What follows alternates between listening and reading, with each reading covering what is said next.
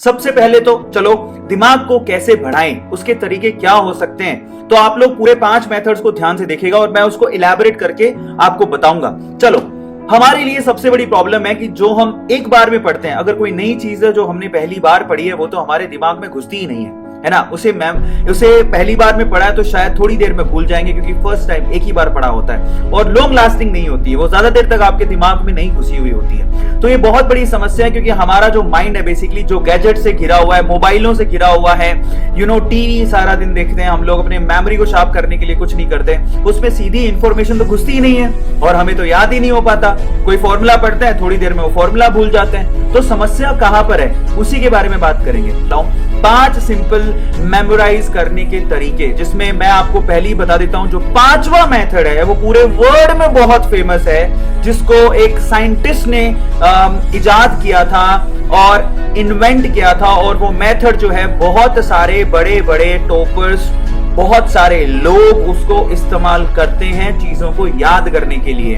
ठीक है, सो पहला मेथड माइंड प्लेसेस। मेरी बात ध्यान से सुनना, माइंड प्लेसेस, इसका क्या मतलब है मैं आपको समझाता हूं। देखो आप लोग, हमारा जो माइंड है वो कैसे काम करता है। हमारा माइंड, अगर आप अपने माइंड को अपनी स्टडी में एक रूटीन दे दो, रूटीन का मतलब समझो एसोसिएट की information with the familiar root.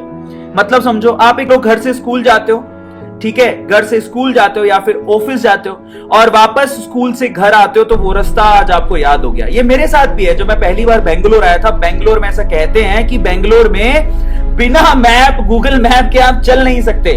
और मैं सच बता रहा हूं, शुरू के 1 महीने तो मुझे इतनी कंफ्यूजन रहती थी कि वेदांतों का ऑफिस है कहां। लेकिन जैसे तैसे मैंने अपने मेमोरी को एक रूट दिया, एक रूटीन दिया, तो मैं घर से स्कूल, स्कूल से घर, घर से ऑफिस, ऑफिस से घर, ये रूट जब मुझे मिल गया तो मेरे माइंड को एक मैप मिल गया और फाइनली उसने उसे मेमोराइज कर लिया।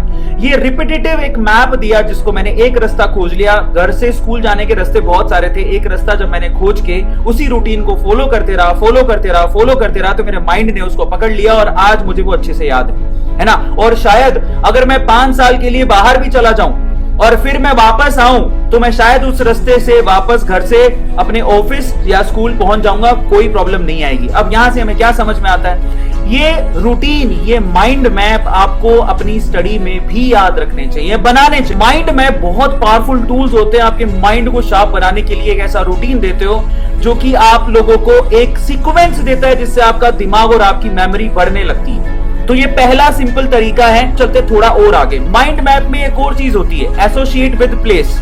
ये सिर्फ विद प्लेस नहीं है, चीजों के साथ भी आप कई बार आपने देखा होगा केमिस्ट्री में बहुत सारी चीजें मैं ना बाहरी दुनिया से रिलेट कर लेता हूं, है ना। बहुत सारी चीजें बाहरी दुनिया से रिलेट कर लेता हूं।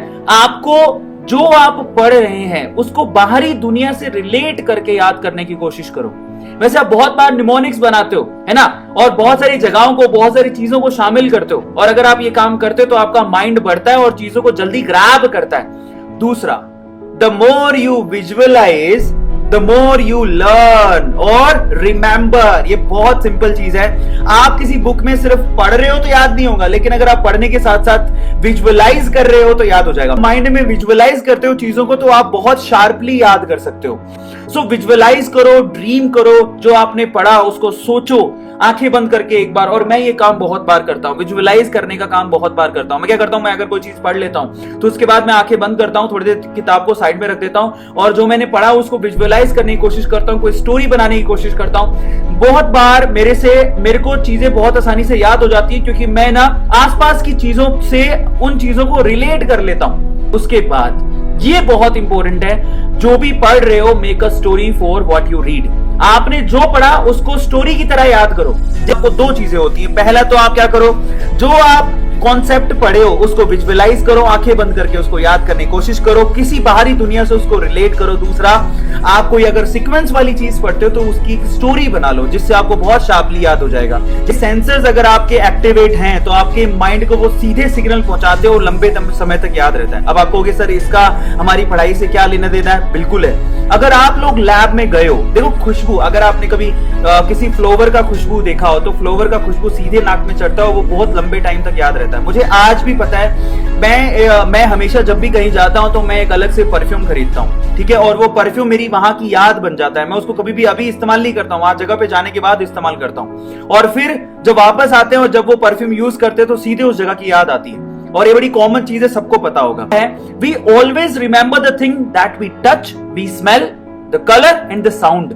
आपको मैं सीधे कलर बोलूंगा कभी याद नहीं होगा, लेकिन अगर आपको विजुअलाइज कराऊंगा तो याद हो जाएगा। लेकिन अगर आप उसी चीज को खुद से विजुअलाइज करने, खुद से रियलिटी में देखोगे तो आपको और जल्दी याद होगा।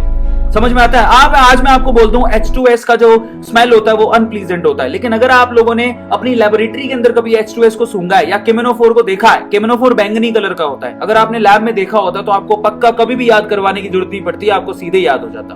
तो आपके सेंसर्स ऐसे काम करते हैं जो आप बहुत शार्पली आपके माइंड को क्या करते हैं, सेंस देते हैं। अब हम चलते हैं चौथे सबसे इंपॉर्टेंट चीज पर। स्पेस्ड रिपीटेशन आपके माइंड को ज्यादा देर तक याद करने में मदद करता है, बहुत ज्यादा लॉन्ग लास्टिंग याद कर सकते हो। कैसे, मैं आपको समझाता हूं। मैं आपको बहुत बार कहता हूं, बहुत सारे टॉपर ऐसे होते हैं जो कि क्या करते हैं, ध्यान से समझना, वो इस रिपीटेशन साइकिल में अपनी चीजों को रिवाइज करते हैं। ये बहुत साइंटिफिक मेथड है। क्या करेगा वो, पहली बार अगर वो कोई चीज पढ़ेगा, ध्यान से सुनना, पहली बार अगर वो कोई चीज पढ़ेगा तो उसको अगले 2 दिन में वो रिवाइज कर लेगा, उसको 2 दिन में रिवाइज करेगा। फिर उसी चीज को वो अगले 5 दिन में फिर से एक बार रिवाइज करेगा, और उसी चीज को अगर आप अगले 15 दिन में वापस से रिवाइज करेगा। टॉपर क्या करता है, किसी चीज को पहली बार पढ़ता है तो उसको पहले तो 2 ही दिन में रिवाइज करता है, फिर उसको 5 दिन में रिवाइज करता है, फिर 15 दिन में रिवाइज करता है। इससे रिवीजन की साइकिल घटती है, लेकिन वो चीज आपके दिमाग में रिवीजन की वजह से, रिपीटेशन की वजह से बिल्कुल आपके दिमाग में बैठ जाती है। और मैं आपको एक और बात बताऊं, जितनी बार आप रिवाइज करते हो ना, रिवीजन का टाइम भी घटते रहता है, मतलब आप बहुत कम समय में रिवाइज कर सकते हो, और टॉपर इस चीज को यूज करता है। मैं आपको एक बात समझाऊं, रिपीटेशन, अगर आप कोई भी कॉन्सेप्ट है उसको पहले 15 या 20 मिनट में जैसे ही पढ़ा, उसको 15-20 मिनट बाद वापस से रिवाइज कर लो, फिर 2-3 दिन बाद रिवाइज कर लो, फिर 2-3 वीक बाद ही रिवाइज कर लो, आपको वो आपकी मेमोरी में अच्छे से बैठ जाएगी।